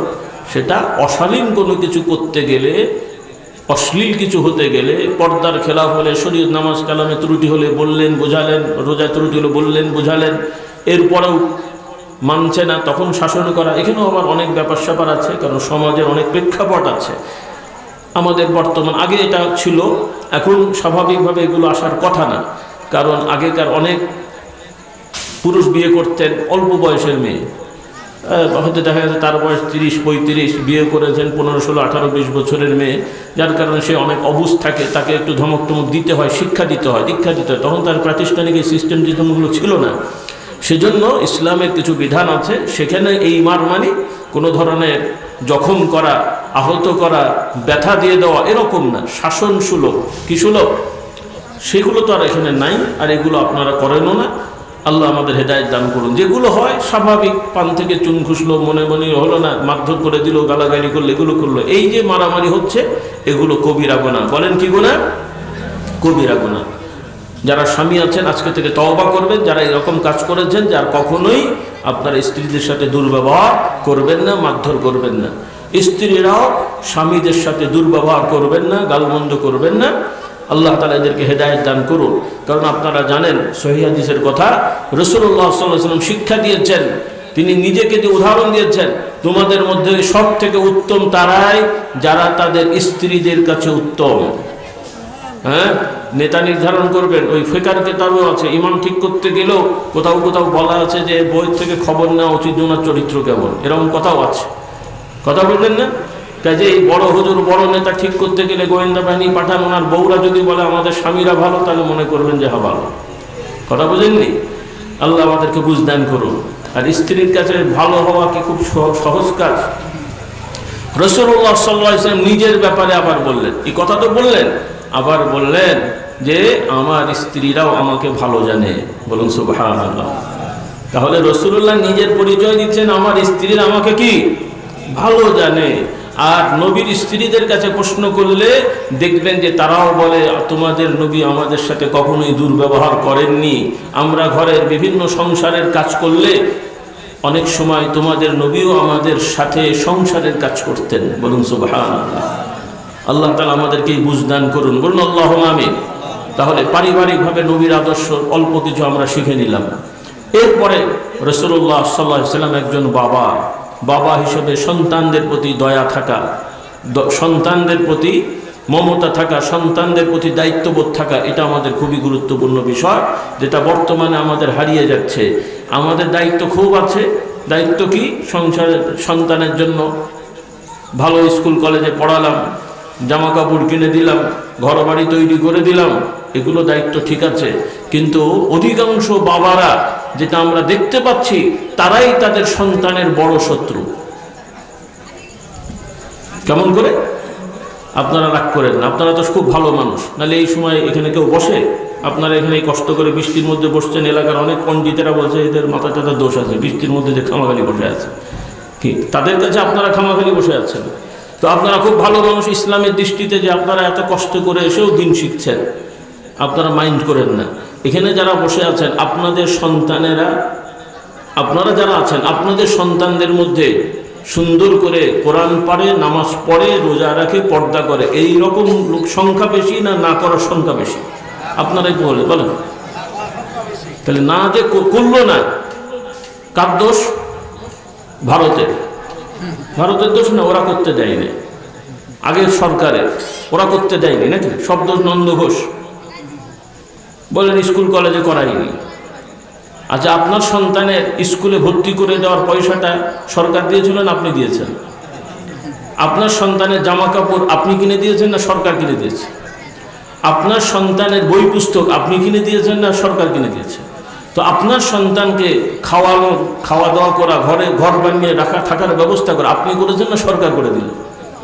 তাহলে আপনার সন্তানের খাওয়া করার ব্যবস্থা করলেন, জামার ব্যবস্থা করলেন, স্কুলে ভর্তি করে দিলেন, স্কুলের সিলেবাসের বই কিনে দিলেন, সব করে দিলেন, আর আপনার সন্তানকে দিন শেখানো, কোরআন শেখানোর দায়িত্ব ইমাম সাহেবের ঘাড়ে পড়ে গেল।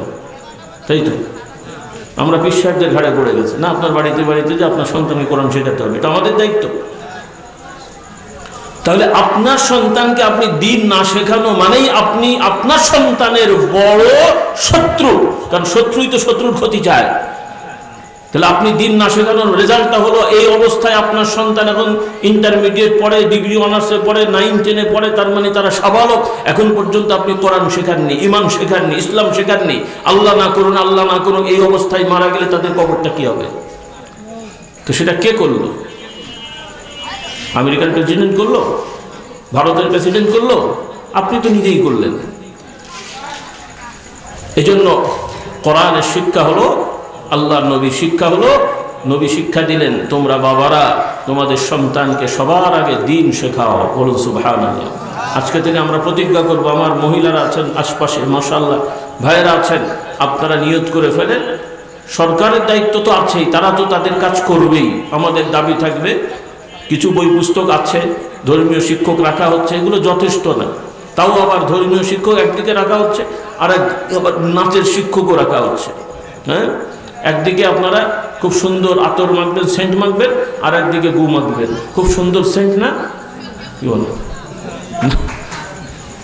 আল্লাহ আমাদের হেদায়েত দান করুন। আজকে থেকে নিয়ত করেন, ওলামারা আন্দোলন করছেন যেন এই নাচ গানের শিক্ষক না রাখা হয়। আশা করি রাখা হবে না। এরপরেও যদি রেখে ফেলা হয়, আপনারা কঠোরভাবে অভিভাবকেরা সম্মিলিতভাবে আন্দোলন করবেন, আমাদের ছেলে মেয়েরা স্কুল কলেজে কোনো নাচ গান শিখবে না। কথা বলছেন না? কথা বেরোবে কেমন করে? কেন আপনারা তো দাড়ি টুপি নিয়ে এখন মন্দিরে যে নাচা শুরু করে দিয়েছেন।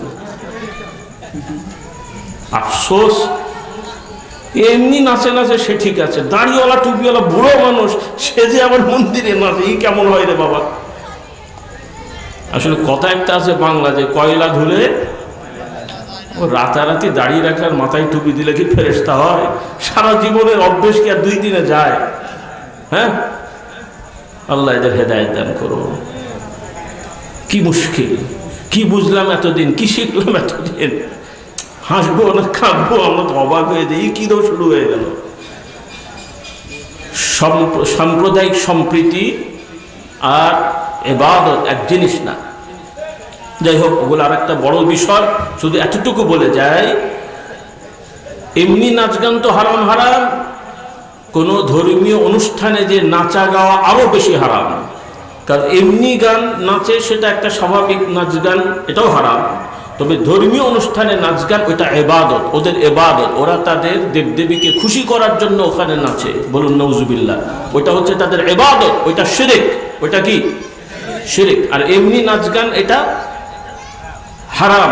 নারী পুরুষ একসাথে নাচ গান এটা হারাম। আর যদি নারীরা নিজেদের মধ্যে একটু নাচে, কোনো পুরুষ নাই, কোনো ভিডিও করা হচ্ছে না, নিজেরা একটু আনন্দ ফুর্তির জন্য নিজেরা নিজেরা নাচছে, ওইটা আবার হালাল। বলে এই হুজুর আর কি ঝামেলা পাকিয়ে দেবে? আপনারা দেখতে পাবেন না, কোনো পুরুষ দেখতে পাবে না এবং ভিডিও হবে না, কিন্তু মেয়েরা নিজেদের মধ্যে নিজেরা একটু নাচবে টাচবে আর কি। এটা ওলামারা বলেছেন আনন্দ ফুর্তি করার জন্য যায়। ছেলেরাও যদি নিজেরা নিজেরা একটু লাফালাফি করে, ক্লাসিক্যাল ডিস্কো ড্যান্স না, শরীর চর্চার মতন, ওইটাও বৈধ বিনোদন। কিন্তু ছেলে মেয়ে একসাথে হয়ে ক্লাসিক্যাল ড্যান্স, এরপরে ডিস্কো পার্টি করা, এটা সম্পূর্ণ হারাম। আর এটা যদি কোনো পূজার অনুষ্ঠান হয়, যে কোনো ধর্ম, শুধু হিন্দু বলে না, খ্রিস্টান হোক, ইহুদি হোক, ইহুদিরাও নেচে নেচে এবাদতে, এত বড় বড় দাড়ি, মাথায় টুপি, দূর থেকে দেখলে মনে করবেন বিশাল বড় বুজুর্গ, ওরাও নেচে নেচে ইবাদত করে, বলেন নাউজুবিল্লাহ। আর ওদের দোষ দেবো কেন? আমাদের মুসলমান নামধারী এক ধরনের পীর ফকির নামধারী ভণ্ড আছে, শয়তান আছে, এগুলো আবার জিকিরের নামে নাচে। এগুলো কবিরা গুনাহ, হারাম। আল্লাহ তাআলা আমাদেরকে এগুলো থেকে হেফাজত করুন। তাহলে আমাদের সন্তানদেরকে স্কুল কলেজে আমরা কোরআন শেখাবো, রাজি আছি ইনশাআল্লাহ। এবং তাদেরকে ইসলাম বিরোধী কোনো অনুষ্ঠানে যোগ দিতে দেবো না, রাজি আছি ইনশাআল্লাহ। আগেও মাঝে মাঝে বিভিন্ন স্কুল কলেজে সরকারিভাবে ধর্মীয় অনুষ্ঠানের আয়োজনে বাধ্যতামূলক ছাত্রদের রাখা হতো। আশা করি ভবিষ্যতে হবে না। যদি এরকম নিয়ম থাকে কলেজ ইউনিভার্সিটিতে বা স্কুলে, যে অন্য ধর্মের ধর্মীয় অনুষ্ঠানে শিক্ষকরা বা প্রিন্সিপাল সুপাররা বলছে সব ছাত্ররা থাকবে, আপনারা অভিভাবকেরা দৃঢ় আন্দোলন করবেন, অন্য ধর্মের ধর্মীয় অনুষ্ঠানে আমাদের কোনো ছেলেমেয়েরা উপস্থিত থাকবে না। কথা বলছেন? তারা তাদের ধর্ম, আমরা বাধা দেবো না। তারা তাদের ধর্মীয় অনুষ্ঠান তারা তাদের মতন যেভাবে পারে তারা করুক, আমরা তাদের ধারে কাছেও নেই, আমরা বাধাও দিতে যাব না, কোনো ধরনের ধর্মীয় বিষয়ে সহযোগিতাও করা যাবে না। কারণ এটা সব থেকে বড় অপরাধ। আমার সাথে আপনার বন্ধুত্ব থাকতে পারে, আপনি এসেছেন পানি খাবেন, আমি পানি খাওয়াতে পারি। এখন আপনি যদি হাতে করে একটা বোতল নিয়ে আসেন, মদের বোতল, আমি হুজুর আপনি যেহেতু আমার বন্ধু, আমি দেন স্যার আমাকে দেন, আমি ঢেলে দিচ্ছি, মদটা ঢেলে আপনাকে দিলাম, দেওয়া যাবে? আপ্যায়ন করার জন্য। আমি তো আর খাচ্ছি না, উনি খাবেন, আমি দেবো, দেবেন? কেউ দেবেন? হ্যাঁ, আমি পানি দিতে পারি কিন্তু মদ দিতে পারি না। সে যদি খেতে চায় তার মতন সে কি করবে, আমি এই অন্যায় কাজে সহযোগিতা করতে পারি না। এই বুঝতে আমার থাকতে হবে। কাজে অমুসলিম আমাদের সামাজিক বন্ধুত্ব থাকতে পারে, একসাথে ব্যবসা করতে পারে, একসাথে বসে চায়ের দোকানে চা খেতে পারেন, একসাথে বসে সামাজিক মিটিং করতে পারেন, একসাথে সামাজিক কোনো অনুষ্ঠানে যেতে পারেন। কিন্তু কোনো ইবাদতের অনুষ্ঠান যে কোনো ধর্মের হোক, সেই অনুষ্ঠানে শরীক হওয়া মুসলমানের পক্ষে কখনোই সম্ভব নয়। যারা এগুলো করে তাদেরকে তওবা করা উচিত এবং তাদেরকে বোঝা উচিত। আল্লাহ তাআলা আমাদেরকে বুঝদেন, বলুন আল্লাহুম্মা আমিন। তো আমার ভাইরা, বাবা মা সন্তানের উপরে তাদের দায়িত্ব হলো যে তারা ঈমান শিক্ষা দেবেন। আল্লাহ তাআলা বলেন, তোমরা নিজেরাও জাহান্নাম থেকে বাঁচো, নিজেদের ছেলে মেয়েদেরকেও জাহান্নাম থেকে বাঁচাও। রাজি আছি ইনশাআল্লাহ। আজকে থেকে ওয়াদা করব, আমাদের সবার ছেলে এবং মেয়ে, শুধু ছেলেরা নয়, মেয়েদের দরকার আছে কিনা? ইবাদত কি শুধু ছেলেদের? ছেলে মেয়ে সবার, মা বোনেরা, আল্লাহ তাআলা বিধান করেছেন, হয়তো সব বিধান একরকম করে পালন করা হয় না, কিন্তু রেজাল্ট এক। 3 যোগ 1 সমান সমান কত? 2 যোগ 2 সমান সমান কত? 1 যোগ 3 সমান সমান কত? তাহলে বিভিন্ন সংখ্যা হলেও রেজাল্ট এক। ওইভাবে নারী পুরুষ দুনিয়ায় আল্লাহর বিধান অনুযায়ী নামাজ আছে, রোজা আছে, নামাজের ধরন আলাদা, রোজার ধরন আলাদা, হজের ধরন আলাদা। কারণ হজ পুরুষও করে, নারীও করে, পোশাক একরকম না আলাদা? হ্যাঁ, নারীরাও কেউ পুরুষদের মতো পোশাক পরে। নামাজ আমরাও পড়ি, ওরাও পড়েন, একরকম না আলাদা? আলাদা বলতে আমরা সারা মাস নামাজ পড়ি, ওনারা কিছুদিন নামাজ পড়তে পারেন না। আমরাও রোজা রাখি, তারাও রাখেন 1 মাস রোজা, 29-30টা রাখতে হবে, এটা ঠিক। কিন্তু আমরা যেভাবে ধারাবাহিক রাখতে পারি, মা বোনরা পারেন না, তাকে আলাদা করে রাখতে হয়। নামাজ আবার আলাদা করে পড়তে হয় না। তাহলে এভাবে হজ পুরুষদের ফরজ হওয়ার শর্ত একরকম, নারীদের ফরজ হওয়ার শর্ত আর একরকম। এভাবে প্রত্যেকটা জাকাত, যত ইবাদত আছে, পুরুষদেরও দায়িত্ব আছে, নারীদেরও দায়িত্ব আছে, কিন্তু বন্টন আছে। এরপরে সমাজ পরিচালনা, রাষ্ট্র পরিচালনা, এখানেও পুরুষদের দায়িত্ব আছে, নারীদেরও দায়িত্ব আছে। সেখানে বন্টন কর, কে কোনটা করবেন। কিন্তু রেজাল্ট কি? আল্লাহ তাআলা বলেন, মান আমিলা সালিহান মিন যাকারিন আও উনসা ওয়া হুয়া মুমিনুন ফালানুহইয়ান্নাহু হায়াতান তাইয়্যিবাহ ওয়া লানাজজিয়ান্নাহুম আজরাহুম বিআহসানি মা কানু ইয়ামালুন। আল্লাহ তাআলা বললেন, পুরুষ হোক আর নারী হোক, যারাই ঈমানের সহিত সৎকর্ম করবে, ভালো কাজ করবে, আল্লাহ তাআলা বলছেন তাদের দুনিয়ার জীবন হায়াতটা শান্তিময়, আনন্দমুখর জীবন যাপনের ব্যবস্থা করে দেব। আর কিয়ামতে প্রতিদান দেওয়ার সময় তাদের আমলের তুলনায়, কর্মের তুলনায় আল্লাহ তাআলা বলছেন আমি উত্তম প্রতিদান তাদেরকে দান করব। কাজে একজন পুরুষ ফজর বেলা জামাতে যে নামাজ পড়লেন, ফজরের নামাজ পড়লেন, যে সওয়াব পাবেন। একজন নারীও ফজরের সময় উঠে সে মসজিদে গেলেন না, বাড়িতে পড়লেন, ইনশাআল্লাহ একই সওয়াব হবে নামাজ হিসেবে। এবং কোয়ালিটি ভিন্ন হলে সেটা ভিন্ন কথা, কিন্তু নামাজ হিসেবে বাহ্যিক সওয়াব এক। কারণ উনিও আল্লাহর আইন মেনেছেন, ইনিও আল্লাহর আইন মেনেছেন, কিন্তু ধরন আলাদা। বলুন সুবহানাল্লাহ। এই জন্য মা বোনেরা পিছিয়ে থাকবেন না, আবার পুরুষদের মতন হতে যাবেন না। এখনকার রেওয়াজ হচ্ছে, বুলি হচ্ছে নারী পুরুষ সমান অধিকার। এগুলো সব মিথ্যে কথাবার্তা। জীবনে কেউ করতে পেরেছে এগুলো? হয় কোনো দিন এগুলো? আচ্ছা, যদি সমানই হয় তাহলে তো নারী পুরুষ থাকে না রে ভাই। তাহলে বলা হবে যেই নারী সেই পুরুষ। বাংলা কথা আছে না, যেই লাউ সেই কদু। তো যেই পুরুষ সেই নারী হয় কোনো দিন? যেই বাপ সেই মা, যেই ভাই সেই বোন, এটা কোনো সমান হলে তো তাই হবে রে ভাই। সমান মানেটা কি? দেখি সমানই এখন শেখাতে হবে আমাদের। সমান মানেটা কি? এদেরকে তাহলে বলতে হবে সমান মানেটা কি, আগে বোঝান আমাকে। এরা পাগলের মতন বকে আর আপনারা ওই পাগলের পাল্লায় নাচেন। আমাদের বলতে হবে পুরুষ পুরুষ, নারী নারী। নারীকে নারীর অধিকার দিতে হবে, পুরুষকে পুরুষের অধিকার দিতে হবে। কথা মাথায় ঢুকলো? এই বাস্তবতা আমি সবাইকে বলছি, শুধু এটা ওয়াজ মাহফিলে না। আপনারা প্রতিবাদ করবেন, নেতাদের প্রতিবাদ করবেন, করেন না? দুনিয়াবি নিয়ম আপনারা প্রতিবাদ করেন, তো আল্লাহর নিয়ম প্রতিবাদ করবেন না? নেতারা যখন বলবে সমান অধিকার, আপনারা বলেন সমান না স্যার, যার যার প্রত্যেকের ন্যায্য অধিকার। বলেন কি অধিকার? কি অধিকার? ন্যায্য অধিকার। নেতারা মঞ্চে বললে আপনারা স্লোগান দেবেন, আপনারা দৃঢ়তার সহিত প্রতিবাদ করবেন। কারণ আপনাদের কথাই তো তারা বলে, জনগণের মত, জনগণের মত। আপনারা জনগণ যখন প্রতিবাদ করবেন, তারা মানতে বাধ্য কিনা? বলেন মানতে বাধ্য কিনা? আর যদি আপনাদের কথা না বলে, তাহলে বলবেন যে এসিস ভোট চাইতে। এখন তো শুধু মুখের কথা ভোট, সব তো গায়ের জোরে।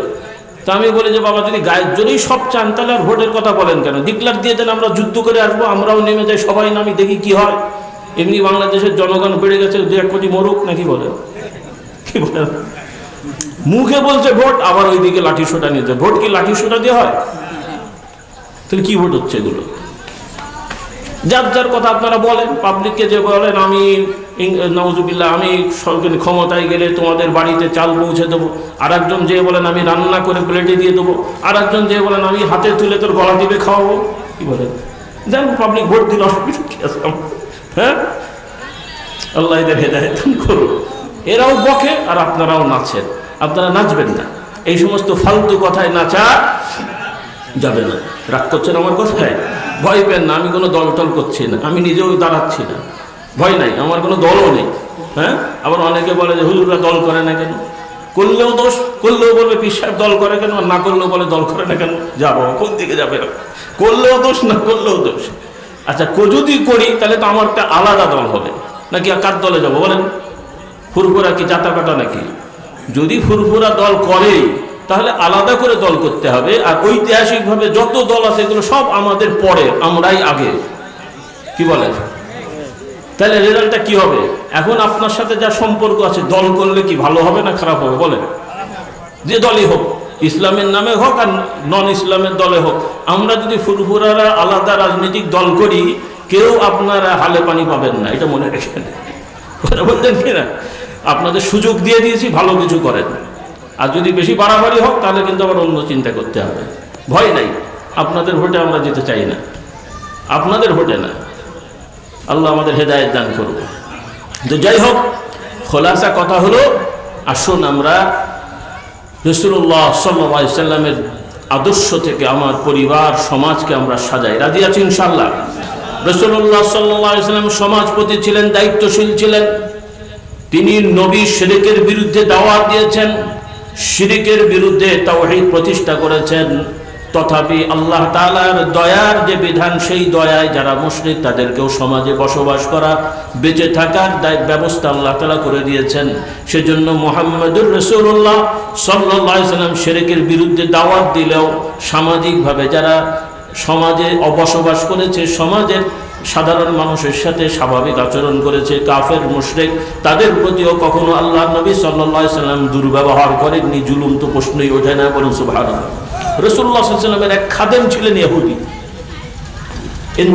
পরে মারা গেছে, কিন্তু সেই ইহুদি খাদেম মৃত্যুর সময় ঈমান এনেছেন। মৃত্যুর আগ পর্যন্ত সেই ইহুদি অবস্থাতেই রাসূলুল্লাহ সাল্লাল্লাহু আলাইহি ওয়াসাল্লামের খাদেম ছিল। কখনোই আল্লাহর নবী তাকে কখনোই ভৎসনা দেননি, বলুন সুবহানাল্লাহ। তাহলে মদিনা সমাজে অনেক নাগরিক ছিল মুশরিক কাফের, অনেক নাগরিক ছিল ইহুদি, দুই একজন খ্রিস্টান মানে ঈসাই ধর্মের মানুষ ছিল বা অন্য ধর্মের। কিন্তু রাসূলুল্লাহ সাল্লাল্লাহু আলাইহি ওয়াসাল্লাম বিচারের ক্ষেত্রে, সমাজের দেখাশোনার ক্ষেত্রে মুসলমান অমুসলমান কখনো বৈষম্য করেননি। নাগরিক অধিকার সবাইকে সমানভাবে দিয়েছেন, বলুন সুবহানাল্লাহ।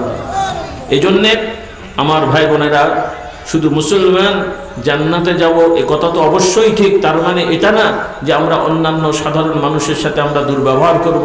আবার কিছু লোক আছে যারা নিজেদের আলেম ওলামা হুজুর দাবি করেন, এদের মধ্যে আবার কিছু ভাইরা আছেন এমন করেন যেন মনে হচ্ছে হুজুররাই শুধু জান্নাতে যাবে আর কেউ যাবে না, ভাবসাবটা এরকম। এগুলো রাখা যাবে না। আলহামদুলিল্লাহ, আল্লাহ শুকরিয়া আদায় করেন যারা দিন শিখতে পেরেছেন, দিনের কথা বলতে পারেন, কিন্তু তার মানে এটা নয় যে আমরা যারা নির্দিষ্ট শ্রেণী আলেম ওলামা হুজুর পীর সাহেব মাদ্রাসা মসজিদে আছে আমরাই জান্নাতে যাব আর অন্যরা যাবে না, তা না। বরং যে যেই শ্রেণী পেশার হোক, নারী পুরুষ, যাদের মধ্যে শিরিক মুক্ত ঈমান আছে, রাসূলুল্লাহ সাল্লাল্লাহু আলাইহি ওয়াসাল্লামের মৌলিক আদর্শ হালাল হারামের বাজ বিচার আছে, আমরা বিশ্বাস করি সবাই জান্নাতে যাবে, বলি আলহামদুলিল্লাহ। যাই হোক, আর কথা বাড়াচ্ছি না, আসুন আমরা সকলে দোয়ায় শরীক হই। কয়েকটা প্রশ্ন আছে, কয়টা বেশি না, যদি সুযোগ আছে আমি একটু বলে ইনশাআল্লাহ শেষ করব। দুইটা, এটা কি? ও আচ্ছা, ঠিক আছে। দুটো প্রশ্ন আছে, আমি একটু পড়ে জবাব দিচ্ছি।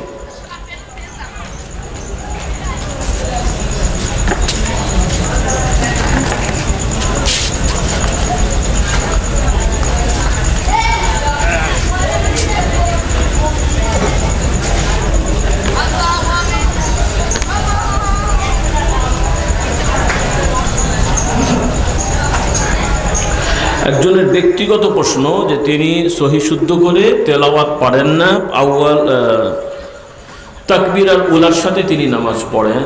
আমার অনুরোধ থাকবে, আপনারা এখন মাশাআল্লাহ সব মসজিদগুলোই পর্যাপ্ত লাইট ফ্যানের ইত্যাদির ব্যবস্থা আছে, এবং অনেক মসজিদের ইমাম খতিব সাহেব ছাড়াও মুয়াজ্জিন সাহেবরাও অনেক সময় হাফেজকারী এরকম আছেন। তো আপনারা ব্যক্তিগতভাবে, যিনি প্রশ্ন করেছেন উনি সহ, যাদের সহি করে তেলাওয়াত জানা নেই এবং কিছু সূরা পার জানা নেই, আপনারা এখন থেকে উদ্যোগ নেন। এগুলো তো উদ্যোগ নিতে হয়, শিখতে হয়। সহি করে তেলাওয়াত শিখবেন, নামাজ তো পড়ে যাবেন, যা পারেন তাই দিয়ে পড়তে থাকবেন, কিন্তু নিয়মিত আলহামদু সূরা সহ ছোট ছোট সূরাগুলো মুখস্থ করবেন এবং জামাতে নামাজ পড়বেন, সহি শুদ্ধ করার চেষ্টা করবেন। ইমাম খতিব সাহেব আশপাশে যারা আছেন আপনাদের আহ্বান থাকবে, আপনারা মুসল্লিদেরকে এই ব্যবস্থা নেওয়ার চেষ্টা করবেন। মা বোনেরাও ব্যক্তিগতভাবে এগুলো শিক্ষা গ্রহণ করবেন ইনশাআল্লাহ। এটা কি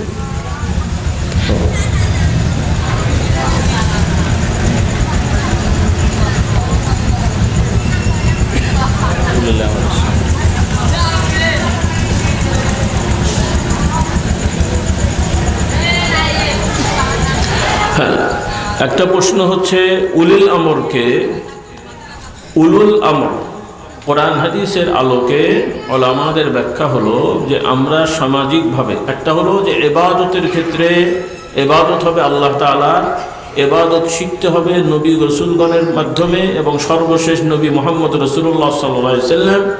কাজেই সেই অর্থে ইবাদত করার জন্য আল্লাহর হুকুম মানতে হবে, আল্লাহর নবী থেকে শিখতে হবে।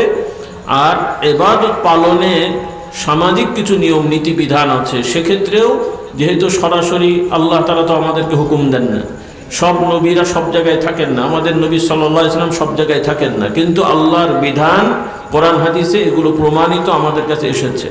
এখন কোরআন হাদিসের বিধান আমরা যেন সঠিকভাবে পালন করি, সেজন্য আমাদের সমাজে যারা কোরআন হাদিস জানেন বোঝেন তারা আমাদেরকে যে হুকুম দেবেন সেগুলো মানতে হবে। উলুল আমর দুই শ্রেণীর, এক শ্রেণীর হলো যারা কোরআন হাদিস বুঝে নিজেরা পালন করেন, মানুষদেরকে দাওয়াত দেন, আলেম ওলামারা, এনারাও এক ধরনের উলুল আমর। আর একটা হচ্ছে সমাজে যারা রাষ্ট্রীয় দায়িত্ব পালন করেন, তাদের মধ্যে তারা যে সকল হুকুম বিধান বা মানে নির্দেশনা দেবেন যেগুলো কোরআন হাদিসের সাথে সাংঘর্ষিক না, বিরোধী না, কিন্তু সামাজিক শিষ্টাচারের জন্য তারা বলেন, হুকুম দেন, এগুলো আমাদের মানা জরুরি এবং ফরজ হয়ে যায়। এগুলো মানা কি হয়ে যায়? যেমন পুলিশের পক্ষ থেকে ট্রাফিক আইনে বলা হচ্ছে আপনারা হাইওয়েতে গেলে মাথায় হেলমেট আদায় করুন, হেলমেট মানে মাথায় দেবেন। এই যে হুকুমটা জারি করা হলো, যাদের পক্ষে সামর্থ্য আছে তাদের জন্য দায়িত্ব হলো যে তারা রাস্তায় গেলে কি ব্যবহার করবেন, নাকি বলবেন কোরআন হাদিসে হেলমেটের কথা নাই, আমি হেলমেট পরবো না, তাই বলবেন না? কারণ এখানে তো কোরআন হাদিসের সাংঘর্ষিক না, তারা মানুষের কল্যাণে কাজটা করেছেন। এই ধরনের যে বিধানগুলো, হ্যাঁ, এগুলো রাষ্ট্র কর্তৃক যখন দেওয়া হবে বা সামাজিক বিচারক যারা থাকবেন তারা যদি দেন যেগুলো কোরআন হাদিসের সাংঘর্ষিক না, তাহলে তাদের ওই হুকুমগুলো মানতে হয়। যদিও ঘটনাক্রমে এই দায়িত্বশীলদের কেউ কেউ জালেমও হয়, যে সে খারাপ লোক ব্যক্তিগতভাবে, কিন্তু সে যে অর্ডারটা দিয়েছে অর্ডারটা ন্যায়সঙ্গত, এরকম আছে না নাই? কথাটা বোঝেন। অনেক সময় অনেক লোক ব্যক্তিগতভাবে খারাপ, কিন্তু সে দায়িত্বে থাকার কারণে দায়িত্বের জন্য কিছু দিক নির্দেশনা তাকে দিতে হয়, সে দিক অথবা রাষ্ট্র কর্তৃক তাকে দিয়ে দেওয়ায়, কিন্তু ওই জিনিসগুলো খারাপ না, ওগুলো ভালো জিনিস। এখন সেই ব্যক্তি বললো বলে সে নিজে খারাপ বলে ভালো কথা বললেও আমরা মানবো না, বিষয়টা কিন্তু এরকম না। রাষ্ট্রের দায়িত্বশীল ব্যক্তিগত খারাপ হলেও যদি সামাজিক শিষ্টাচারের জন্য কোনো ভালো কথা বলে এবং কোরআন সুন্নাহর সাথে সাংঘর্ষিক না হয়, তখনও ওই জিনিস মানা আমাদের জন্য জরুরি হয়ে যায়। এটা অনেকে বুঝতে পারে না, কারণ আপনাদেরকে ওই ব্রিটিশরা বিষ ঢুকিয়ে দিয়ে গেছে, তো এই জন্য কারণে কারণে আন্দোলন, মারো ধরো কাটো আর ওকে ঠেঙাও ওকে নামাও, এই যে মানসিকতা, এটা ইমানদারি সমাজের না। মুসলমানের সমাজ শৃঙ্খলায় চলে, যার যতটুকু ভুল অপরাধ তাকে অতটুকুই ভুল অপরাধের জন্য দোষ দিতে হয়। একটা দোষের জন্য তার সব 14 গোষ্ঠী দোষ, এটা ইসলামের শিক্ষা না, যেটা ব্রিটিশরা আমাদেরকে শিখিয়ে দেয়। হ্যাঁ, তাহলে তো দুনিয়া ফেরেশতা মানে কি বলে, আপনার কোনো মানুষকে দিয়ে আপনি শাসন ক্ষমতা চালাতে পারবেন না। যারা মনে করছেন যে যারা ইসলামের পক্ষে মানে ইসলাম করছে না তাদের বাদ দেন, আচ্ছা বুঝলাম, বাংলাদেশের সব হুজুরগুলো নিয়ে এসে কোন হুজুর আছে বলেন তো, সবাই মানবে? এক হুজুর খুঁজে পাবেন বাংলাদেশে? একটা হুজুর বের করেন তো যে এই হুজুরকে সব দলের লোকেরা মানবে। তার মানে কি সারা জীবন শুধু এই করবেন? তাহলে ইসলামের শিক্ষাটা কি? আল্লাহ আমাদেরকে বুঝদান করুন। সেজন্য উলুল আমর হচ্ছে, একদিকে হচ্ছে ওলামা একরামদেরকে মানতে হবে, আর একদিকে সমাজের শিষ্টাচার রক্ষা করার জন্যে রাষ্ট্রীয় দায়িত্বশীলদেরকে মানতে হবে।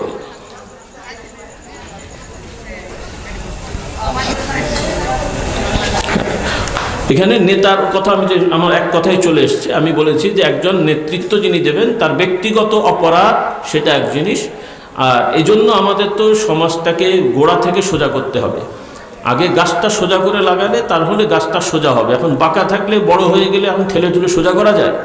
তো সেজন্য এখন যে সমস্যাগুলো আমাদের সমাজে হচ্ছে, এটা তো আর একদিনের সমস্যা না। একটা হলো যে ভবিষ্যতের দিকে চেষ্টা করেন আর বর্তমান নিয়ে কাজ করেন, দুটো সমন্বয় করতে হবে।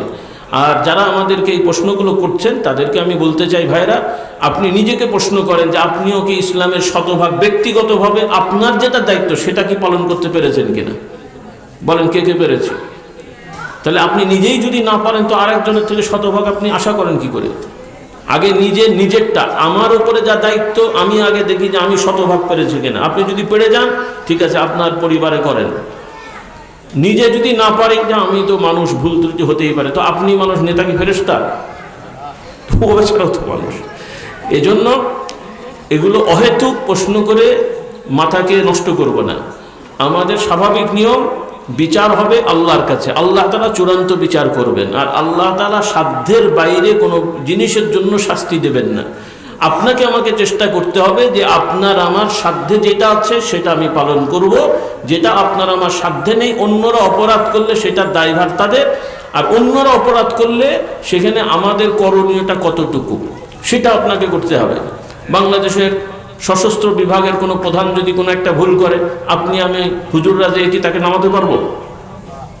তাহলে কি করব? ধৈর্য ধরতে হবে, মানুষকে সতর্ক করতে হবে। নাকি আপনি আমি বাঁশ নিয়ে চলে যাব ক্যান্টনমেন্টে, যে ওটাকে ধরে নিয়ে আসি? পারবেন নাকি সম্ভব?